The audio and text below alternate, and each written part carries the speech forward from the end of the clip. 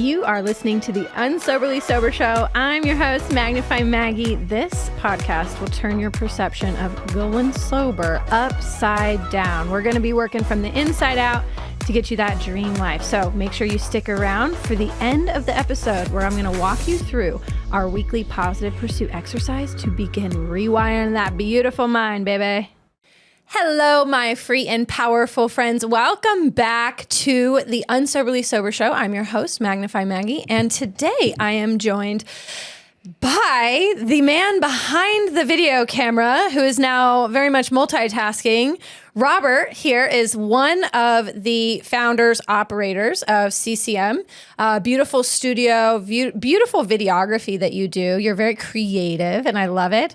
And a couple episodes ago, we shared that you're also sober. So today we have a really good episode. We're just going to kind of bounce some things that we have learned that help us maintain happiness. Robert, go ahead and introduce yourself. And then I have some really interesting things that you said before we hit record. What do you want to know, though? 10 years sober. There you go. Yeah. 10 years sober. It's been what? I think I quit drinking in 2013. Yeah. And he's very much the traditional sobriety approach of not having any. And we are able to respect each other's sobriety in a way that we love to talk about it. But he also isn't like shitting on me when I'm like, I am allowed to have a drink. Like I am able to have a drink. He's open-minded about that. So I think that's a really powerful aspect in sobriety is like just seeing that, hey, everybody can have their own method, their own way. And my journey is my own. Yeah, everyone's different, right? Like I'm a crazy guy, so I have to either stop or go. I'm in the extremist, so I'm like, I'm totally going sober, you know? Yeah. And, you know what I mean? So like, and everyone's different. That's what I think I think one of the things that, with this journey that you've had is that you meet so many different people. And I'm sure like the same thing with my industry, everybody's different. Like I direct a lot of people, so my approach is different. When you coach people, your approach is different. So that's why it's not a blanket thing. No, life isn't blanket. And it's not a blanket statement. I think conditioning that it is a blanket thing, black or white, this is the only way, that scares a lot of people. Like, I love that you took it, you ran with it, you've been healthy, happy, super successful in your 10 years of sobriety. But for some people, that fear of complete sobriety could have held them back. But, we are still able to jive and groove with our thoughts. And before we hit record, we were talking about how sometimes we kind of just look up and we're like, we're fixed. But then we start to think about that. And you mentioned conversating about recording this episode together. Had you thinking like, what are the things that allow me to be fixed, stay fixed, and keep growing? And so today it's kind of like things we've learned in sobriety. And let me say something. Please. To kind of contrast that statement. It's not like we're fixed as in we're done. It's we're better. Yes. We're better. It's nothing's fixed, because we're humans. Yeah. We're just fixing what was wrong previously, right? Right. And I like your topic because you said, hey, X things that made me sober. I wrote the first one down because I have ADHD, guys, so bear with me. The first one is being self-aware. Yeah. And like the fact that, that I can change. So it's kind of like a two things. Like, what were some things that you became self-aware on that were like, fuck, I got to fix that? Oh. Do you have it? There's a lot. Because I was like, there was a lot of things that, like a lot of it was lying, right? You were lying to like for me, I was a really, really good liar to myself.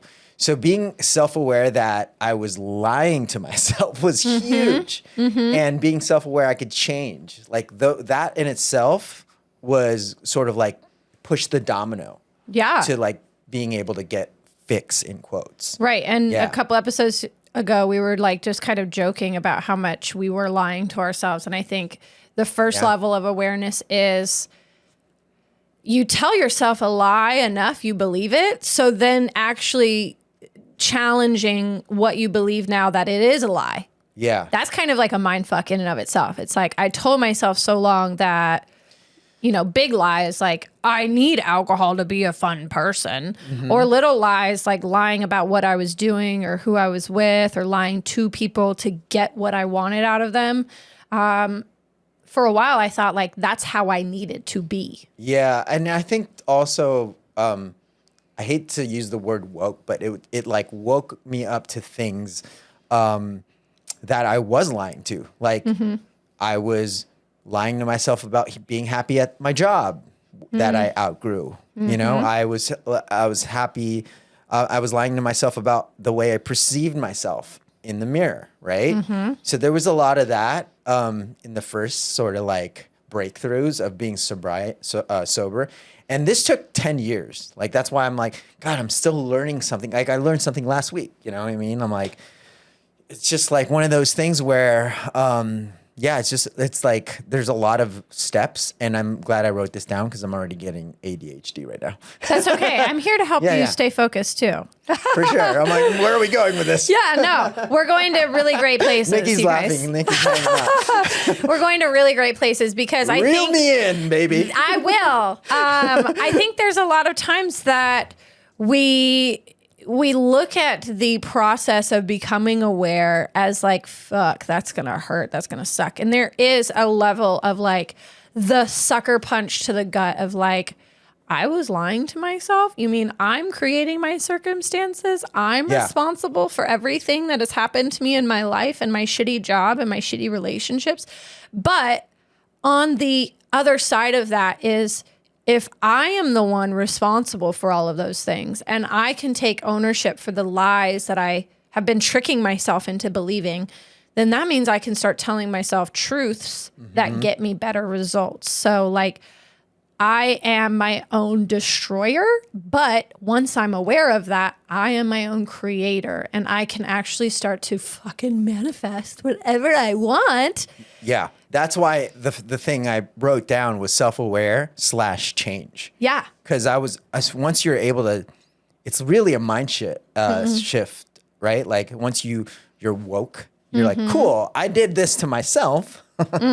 So let me just like reverse the bad habits. Yeah, reverse. Oh, actually flip the habits. And that was like something for me that I learned, and then it starts to become addiction, like a habit for me. Not an addiction, but like a routine. Like self-correction is a routine that you have to like, I'm doing this wrong. You're literally like slapping the dog from barking or like whatever the correction is.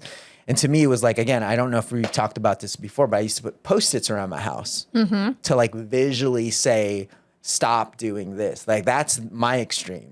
I had to put a bunch of like, just notes in the fridge. Yeah. By the light switch, anywhere I would like, my house was full of Post-its. Yeah. And that's how I self-corrected it was constantly being reminded and changing the habits of the bad habit of picking up the bottle. Yeah, I think part of that journey of being aware is then also being aware of all the, like, it starts to be a resounding bell going off of like, oh, you're doing this wrong. Now that you're aware, you're also doing this wrong. And now that you see it, you're also doing this wrong. So it can almost be defeating.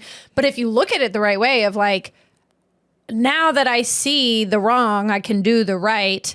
To anybody listening or that has been listening for a long time and knows kind of the philosophy behind the Magnify method, Unsoberly Sober, you might know that I would say, Rob, if you were my client back then, I would say to put Post-its up of what you should do so that your mind was geared towards how to do it instead. Yes. But a great starting point is to be literally calling yourself out for the stuff that you're doing that is causing those negative effects. And so you were like, okay, I'm going to have something that's a visual trigger for like, this is something you do that leads to bad results. This is something you do that leads to bad results. And I'm sure along the way, your mind picked up on, what do I do instead? Yeah, that's smart. I figured that step after. Yeah, which I think most people do. Yeah, and I was figured that after that, there was Mine was just like, stop it. Right. But yeah, if that would definitely have helped a little bit more for sure. To Not speed up the shitting on your process. experience, just like for No, anybody that might be like doing the same thing or contemplating maybe that would work. Like it will work, but there might be a smoother path there for your brain and psychology if you tell yourself what to do instead. Because if you think about not having a cookie, all of a sudden, all you can think about is a cookie with a big X over it. You're still thinking about the fucking cookie. So it's like, give your brain what to do instead. What's your That's something solution that to the cookie then? Well, the solution to not eating cookies for me is like, make sure you ate your protein. If I really shouldn't be eating cookies, I need to go for a walk. If like my emotions are like, eat the cookies. And then every once in a while, it's like, maybe I do eat the cookie because it's a delicious little scrumptious dessert. Mine are Like carrots. Then I'm like mad. I'm eating carrots. Like fucking shit. you're like, instead of cookies, eat carrots. Yeah, That I will. for me would probably mean eating the cookie down the line after eating a bag of carrots. But I think that is something that I learned in sobriety is like, I had to stop thinking about what not to do. And I had to start thinking about what to do instead. Because in my journey, it was very much freckled with sitting around thinking about not drinking, which always gave me exhausted willpower, and I would end up with this attitude of futility. What's the point? I'm diseased. I'm addicted anyway. I'm never going to be able to be successful. And so I started saying, if I'm not drinking, what is it that I'm doing instead? And it's like literal healthy habits. I saw walking. I saw going to the gym. I saw meal prepping, reading books that were not just Quit Lit. It was like thinking, if I'm not drinking, I'm thinking about other things than alcohol. And that sent my mind down this whole avenue. Ta-da, magnify. Wow. Okay, tell me you want another thing. Another thing, right? Yeah. And these are all domino effects too. So Right. like once I stopped lying, Yeah. then I stopped being in denial. Then I got clarity. Like clarity to make like really, really good decisions. So I that think took that's a long foreign to so many people struggling Really? with alcohol, making good decisions. Yeah. Oh yeah. I was so when I was like drinking, I was emotional. I was irrational. Like just like it was so extreme. You know, there was just like just beating yourself up, right? Because you can't get fixed. You know, I struggled to get sober for fucking years, and I would beat myself up, and then I would hate myself, and then I would self-loathe, and I would just like binge eat, and then I still binge eat. You know, but like. You know, there's a like. It was just so extreme, and I'm already kind of an extreme guy. Can you imagine me on alcohol? Like I was just the guy that was getting thrown out of bars. You know, I was that guy. I would like at one time fell and broke like a table and got kicked out. And this was at a work party where they were like, Rob isn't allowed to drink.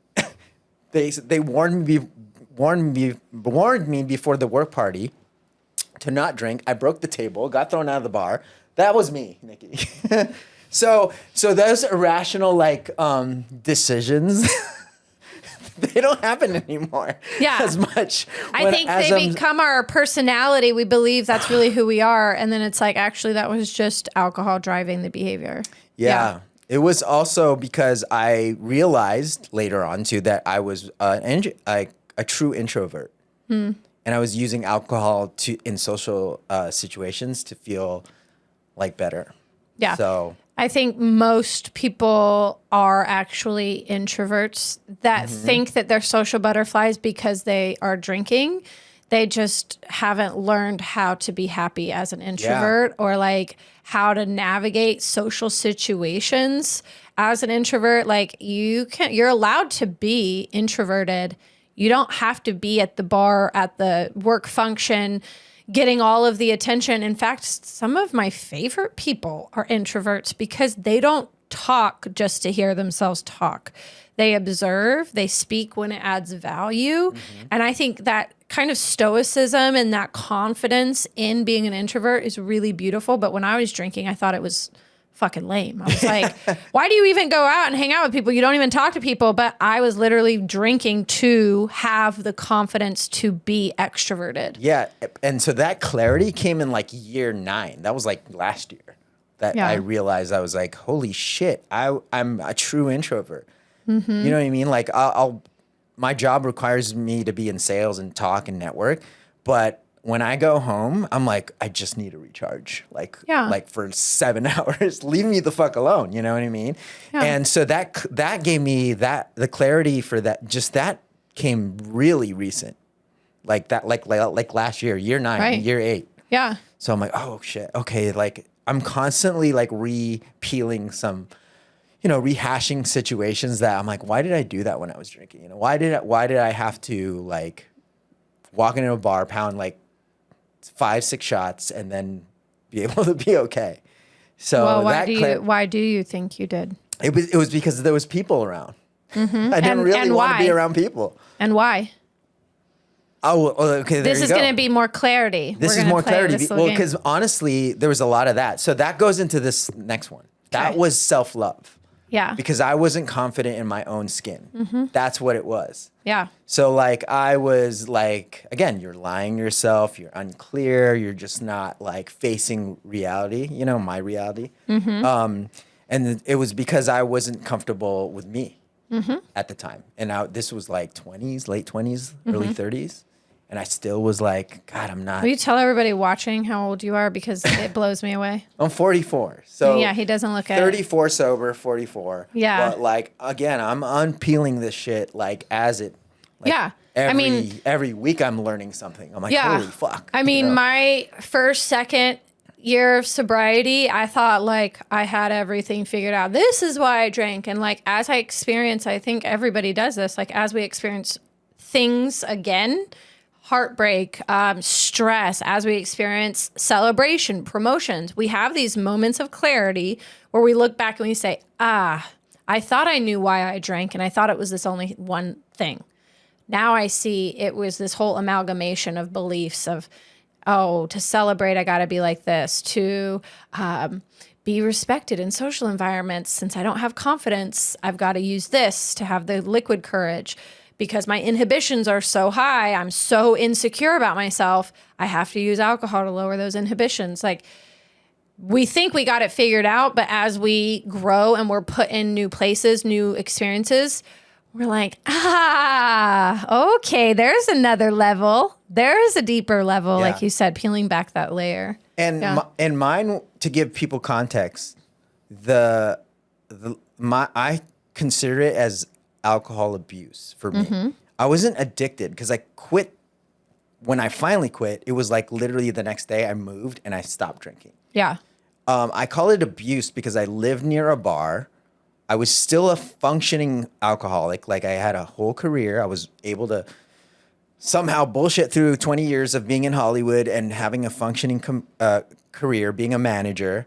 But from like the hours at 8 o'clock in the evening to like 10, 11, 12 at night, we'd go to the bar and just like, it was 20 drinks. Mm-hmm. So it was abuse. Mm-hmm. And I realized also, again, in like year 9 or 8, that I've never once went home and drank by myself. It was always in those social situations. Mm-hmm. So when I got off work, I would paint and I was alone. I was super happy being sober and painting. And then 9 o'clock come to the bar, I get all these texts. And so that also made me piece together, it was a social situation that made me drink. Mm-hmm. So again, I'm having all these aha moments, you know what I mean? But that gave me clarity. It's still giving me clarity, you know what I mean? I just fucked my brain up so hard that like, it took this long to kind of what is it? It's like realize, you know? Self-audit, self-realize, yeah. Mm-hmm. Well, I think that there are so many people that do live that life, myself included, of like, well, I'm functioning. My career is going all right. I have friends. I only drink when I'm out. But like, by the book, that amount of alcohol, I was like, surely everybody drinks like that, 20 drinks in one setting. Like, I'm okay. I don't drink at home. I'm really I love that it never went to that for you. Mine transitioned into drinking at home because I think a part of me started to realize like this isn't cute anymore. Yeah. So hide it. We brought the party back home though. Yeah. Yeah. It started like it was a problem. And I know like I'm laughing at it now, but it was at the time it was freaking like it sucked. Like Yeah. it really sucked. I was like, I remember it going back to the self-love. I freaking hated it. I hated myself. I hated that I couldn't quit. It was like this loop of hate, like loop of lies. It was just like I just was just miserable, you know? Oh, that makes me really sad for old Rob. Yeah. New Rob, too. I would never guess that, right? Yeah, no, Total really. transformation. And For sure. I think for anybody out there that's like, that's where I'm at, like, know that this can also be your future. Somebody who's really happy, really driven, very self-aware, very clear-headed. And I think a part of you had to develop a sense of something I'm very proud of in my sobriety is like, I care way less what people think about me because I learned to love myself. And I think a lot of my drinking came from, I didn't love myself, so I needed everybody around me to love me. And what was my magic ticket to get people to love me? Let me buy you shots. Yeah.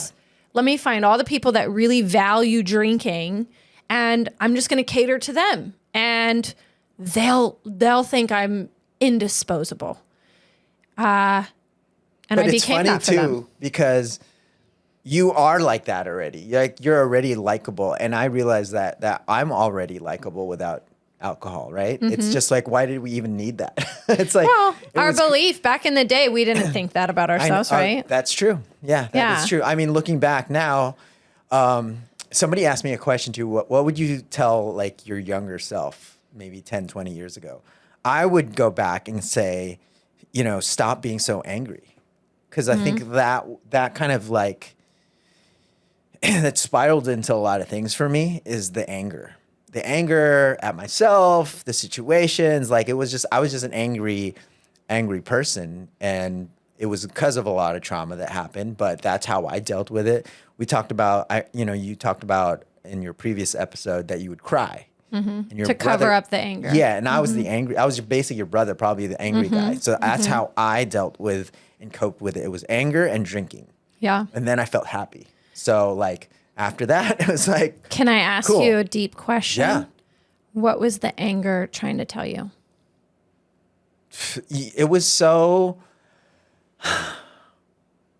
Ask me and like, what do you mean by that? So That's the a hard question. anger for me was always trying to tell me it's okay to stick up for yourself. Because throughout my childhood and then in my 20s, when I was heavily drinking, I was angry that I always put other people first and I always chameleoned. I had to change everything about me to get other people to like me. And so I had a lot of anger that I couldn't be me. I had a lot of anger and resentment towards the outer world of like, if I were me, you guys wouldn't even like me. So my anger was necessary. It was trying to tell me, then just fucking be yourself, Maggie. Okay. It was trying to tell me like, hey, how about you speak some boundaries? How about you be your authentic self? Okay, so the anger was telling me, now that I'm thinking about it, it was probably because I couldn't change. You didn't think Like you could. or anything, like change Yeah. my surroundings, change my job. Like there was a lot of things that I was angry at versus like looking inward and going, hey, you know, that's where the first part was, where you're self-aware. The anger was just like overwhelming. It was just rage everywhere. I didn't even know why I was angry, right? But now it was because I couldn't change my self-image. I couldn't change my environment, my job, my city that I lived in, you know, all the things, like all the stuff. Like I was working for somebody I didn't like, you know, like all that stuff. And I was just, it manifested it into just ball of rage. Like, Can and I then I would just continue? physically lash out at things. I would throw things. I was the guy Yeah. who like throw things at random things and destroy things. Sometimes we got to get that out. Go to Yeah. a rage room, though. That's healthier. They have things for you to smash. I wouldn't hurt people Pay to though. It was smash. just like, I'd like to break things. Well, I want to like just throw this out there. You can throw it right back at me. So if you had all that anger that you couldn't change your surroundings, wouldn't it make sense that like if you're that angry and you don't perceive a way to change it, then your mind says, I need something to soothe and comfort because I'm Yeah. in so much pain from this anger and this inability to change. So then didn't alcohol eventually, like you said, cause you to wake up and change those things?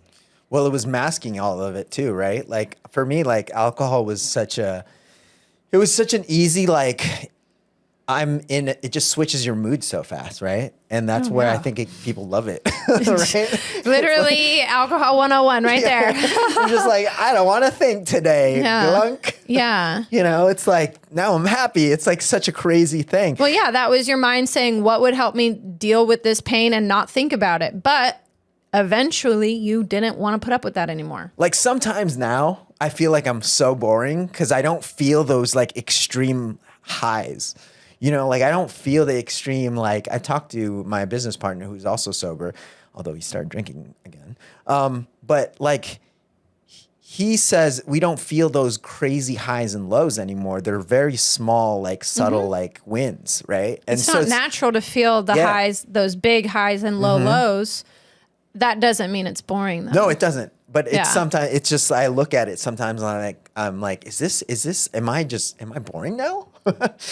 Is boring okay? Is it exciting to go to Whole Foods and talk about oat milk and, A2 milk, now?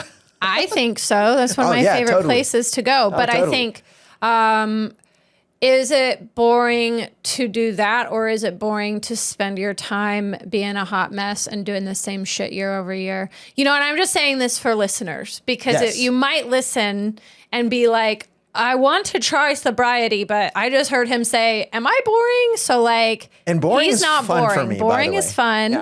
Yeah. And I think that you have to experience it for yourself to then have the self-awareness of your own experience, because what Rob has learned and what I have learned on our self-awareness, lying to ourselves, those are all going to be very different, very unique. And so like, there's nothing that you and I are going to say that's going to be exactly the same for somebody else. Even our own experiences are so vastly different. But here we are living like, maybe people that are drinking would call it boring. I would say fulfilling, peaceful, joyful. It's like, I don't have to be doing exciting shit to feel good anymore because I just feel proud of myself. I feel happy for the way I'm living my life.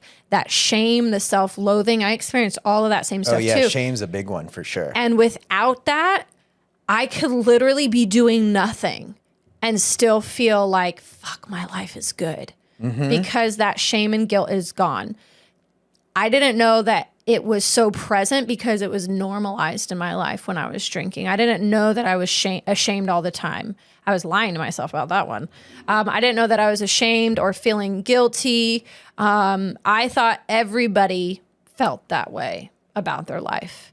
And then without that, you realize the amount of bandwidth you were devoting to the shame and the guilt and the bad voices and the self-loathing. And you're like, I'm free of that. I can literally sit on my couch all day and feel like a fucking rock star. Well, I like your program too, because it's about moderation. And my next thing that I learned was accountability and responsibility for like the things I did. Yeah. You know what I mean? So like you can totally if you can have one drink, I know your husband can have one drink and be responsible. You know what I mean? And so that in itself is like a cool thing, right? Like I just know that that's not going to happen for me. Well, as long as you know that. And it's different for everybody. It's not going to happen for you. I'm not trying to talk you into drinking, right, but just like whatever you believe is going to be the case. I'm a little scared though. Which means maybe the fear is saying don't do it. Yeah, for sure. But I'm just saying to anybody that's like, I don't want to quit drinking at all because I can't have one, like adjust the mindset. Whatever you want to do can be something, but you don't have to want that. No, absolutely. Like if you were to say, I can't just have one cupcake, you tell yourself that enough, you're never going to be able to stop at one cupcake. Self-limiting thoughts. Yeah. For sure. You create your own reality. But I'm just saying, like, also, you have been your own accountability. And I think for a lot of people, they think they need the outside accountability, but you did this on your own. It was hard though. I mean, obviously, like sometimes when I talk to you, I just realize things. Like today, I didn't really have to. Today, when I was prepping for this, I hadn't thought about any of these things in an objective way. I just was saying like, oh, I'm better now, but why? So this kind of was a great exercise for me. So like for people trying to get sober, like it may be really, really good to, if you want to get sober faster and get better faster, this took me 10 years of like just kind of figuring shit out. Yeah. You could do this way faster by having a coach, I didn't have a coach, you know what I mean? Thank you. But like, I like the fact that, as these things started to happen, it was a snowball effect of things just getting better and better and better. Right. So the last thing I kind of want to talk about was, stress, the way I perceive stress. I saw that from over here and I was like, I love that one. Yeah. Because before, it's so crazy. Before I would perceive stress and like drink, right? Yeah. Or don't even deal with it. Avoidance. Avoid. I don't want to think about this. But now, like as I have the self-awareness, I've stopped lying to myself. I love myself. There's clarity. I'm responsible for my actions. Then you're like, cool, I will perceive hard situations like fucking straightforward. You know differently. what I mean? Yeah. You don't see them as life altering. You don't catastrophize or put it to the back of your mind of like, I'm not going to think about this. And then it actually is looming in your mind for a very long time and causing you a lot more stress. Like you just, with the clarity, I will also say the physical energy that you have that without the anxiety, without the hangover, like real sleep, like you just have the mental potential to look at what would normally be a mountain and be like, oh, this is a fucking easy ass molehill. Like I'm going to breeze through this. I see 3 solutions in front of me. I'm going to try this one. And then if that doesn't work, I'm going to try this one. You just don't feel the same way about stressors. And I think this is a common like conversation where it's like, oh, everybody just needs to like work on their stress levels. And to people, that means like, do I take things off my plate? Do I stop showing up to certain things where I'm required to show up? How do I take stress away that is induced by my kids? Like, It's like, you can't get rid of your kids. You can't get rid of your spouse or your job. Those things are going to have to exist. So what do you change? The way that you look at them. And how you process and perceive it, right? I think there was like, isn't there like a study like stress and excitement are the same thing? It's just your perception on it?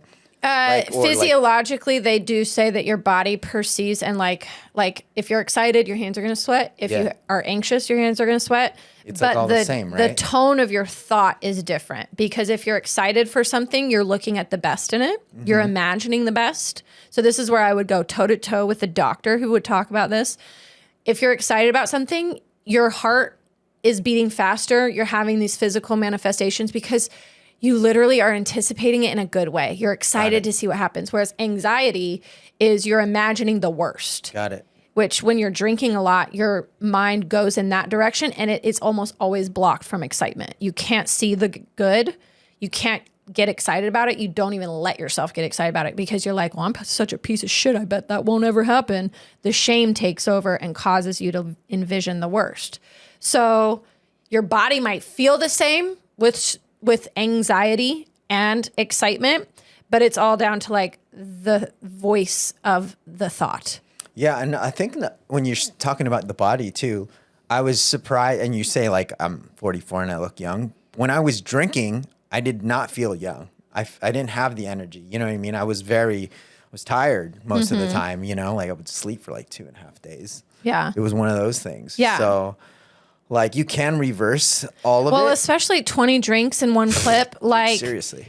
Like my liver was like, I'm pretty sure that is so difficult, especially like, my husband, he can have a couple, but he's also 240 pounds and 6 foot. Yeah, I'm 5'5". Yeah. And so us little people, like we should not be trying to keep up toe to toe with everybody. We should not be one shot with one shot for everybody. Even whatever, like if you are still drinking, look at your pacing. Like that is a big reason why you feel so shitty. You're not able to sleep. And then you have to sleep for 2 or 3 days. Like it's not really so much, I don't think it's as much about age as it is about the amount of alcohol that you consume that never change. So yeah, when you hit 30, your alcohol, you're going to metabolize it a little bit slower, but you're also still drinking the same amount as when you were 20, sure. if not more. If not more, for sure. Like, there's so much to it that I think is like, if you're going to drink a little bit smarter, but also sobriety is not scary. It's scary in the beginning, but I kind of want to make your exercise, the exercise for the week of like, write out what you would want to learn, what you see as being the blockers. Is it that you need alcohol to handle stress? So could you imagine 1 year from now, even in a moderate lifestyle, could you imagine writing on this sheet of paper and saying, I've learned to re-perceive stress? What would that look like? What would you need to be learning about those stressors in your life?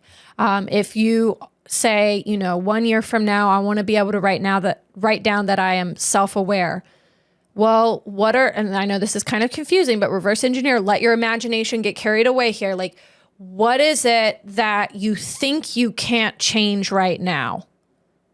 Because when you start to give your mind this blueprint of like, this is what I would love to learn, this is where I know I feel stuck, your mind will actually populate those ideas for you. You do not have to put in a lot of physical effort. Your mind is magnificent and it will search the world, the ether, your friends, conversations, billboards, signs, everything. It will search for this information of like ideas of how to change what you think is unchangeable.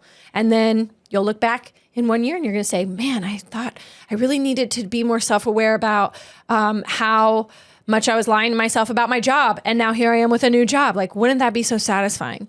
Kind of go through your list of your main things that you wrote down. And like he said, this was something that he just did today and was really like a good activity. I thought about it. Yeah. It was like self-awareness and the fact that I couldn't change, right? I was lying. There was denial. There was a lot of clarity after I got through it. And then it led to self-love. Mm-hmm. So getting through, like, I don't know if it's different for everybody with these steps, but this is how it worked for me. Yeah. And then accepting yourself, right? That kind of comes with self-love. And then from there, I started being more responsible.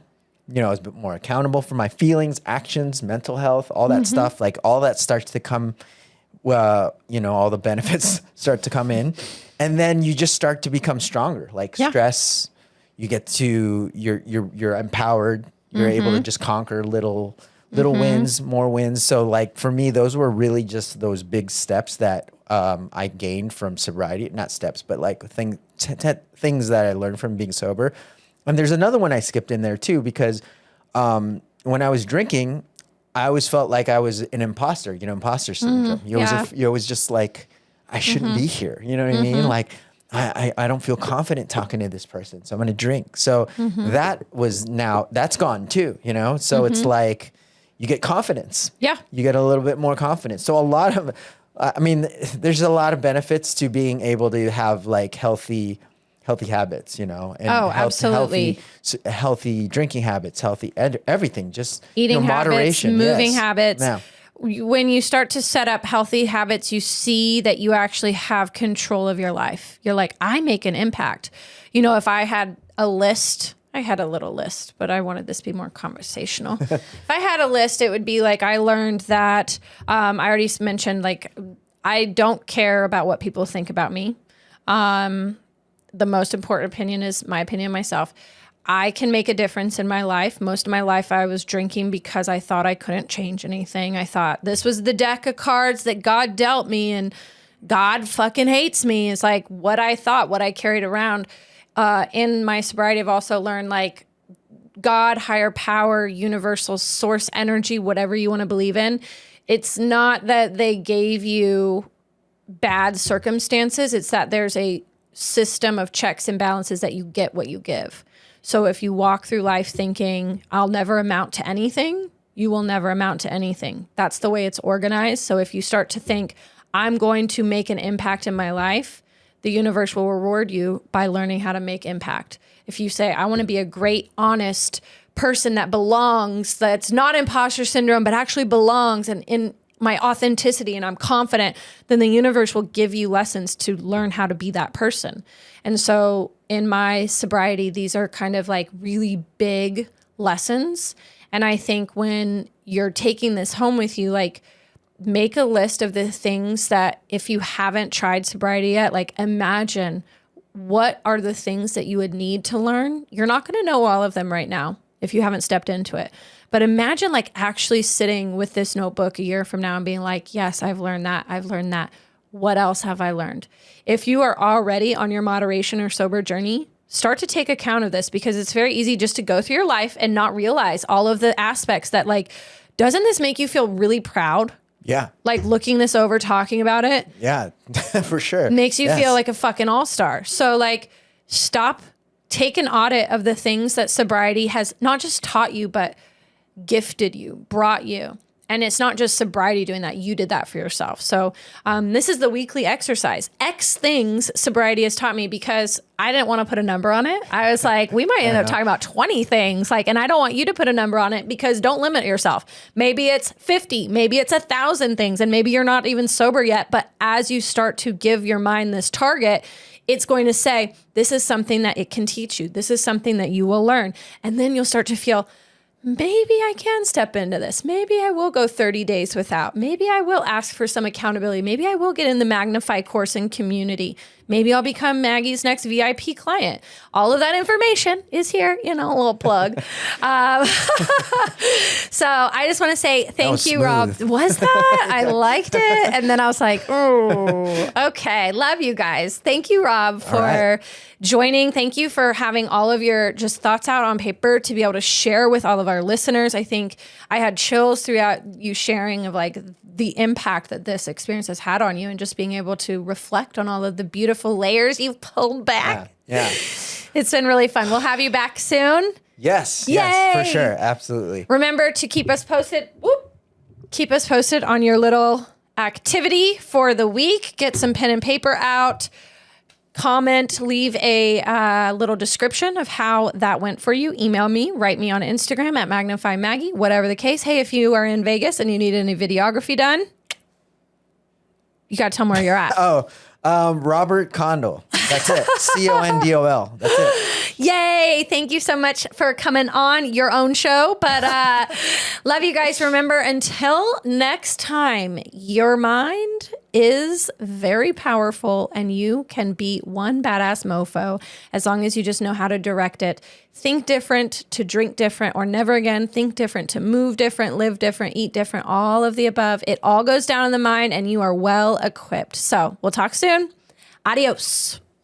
It means the entire world to me that you have been here with me, letting me share my experiences and hopefully helping open your eyes to a bright, beautiful life ahead of you as well. So if you are loving this show, please, please, please subscribe, like, comment, and especially share this with somebody that might be in need. Please help get the word out. Word of mouth is so important. And I know that you're somebody special who can help me in this mission for thinking differently in order to drink differently or never again. Make sure you reach out if you have any questions you want discussed on the podcast. I'm here for it. So I'll talk to you soon. Signing out, Magnify Maggie.